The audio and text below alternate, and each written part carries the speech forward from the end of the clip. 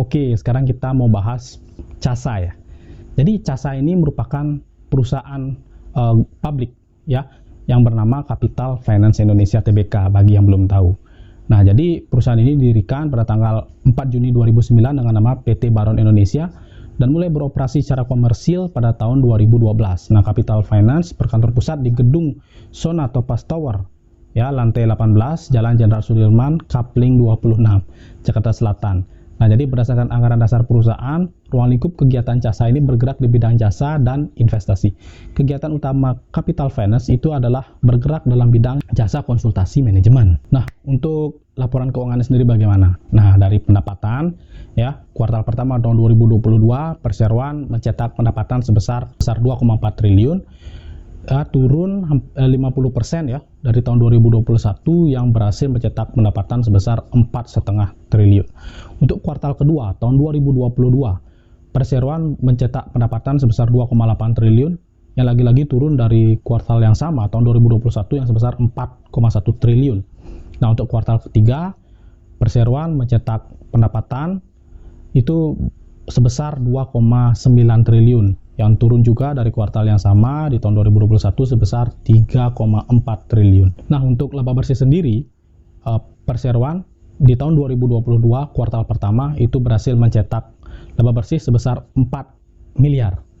Nah, di tahun 2021 kuartal yang sama itu mencetak laba bersih sebesar 32 miliar. Ini turun jauh ya, 80% turunnya. Nah, untuk kuartal kedua tahun 2022 itu perseroan mencetak laba bersih sebesar 19 miliar. Ya, ini justru naik dari kuartal yang sama, kuartal kedua tahun 2021 yang mencetak rugi bersih sebesar 18 miliar. Nah, untuk di kuartal ketiga tahun 2022 ini perseroan berhasil mencetak laba bersih sebesar 17 miliar yang lagi-lagi turun dari kuartal yang sama di tahun 2021 yang sebesar 52 miliar untung loh. Agak kontradiktif, kenapa? Karena pendapatannya turun, justru laba dari kapital finansial malah naik 64,8%. Nah, hasil itu mendongkrak laba bersih ya per saham yang dapat diatribusikan kepada pemegang saham biasa entitas induk ke level 0,43 rupiah per lembar saham. Nah, sedangkan di akhir Juni 2021 masih berada di level 0,26. Nah, ternyata penyebabnya dari laba bersih meningkat itu karena perseroan dapat menekan beban usaha.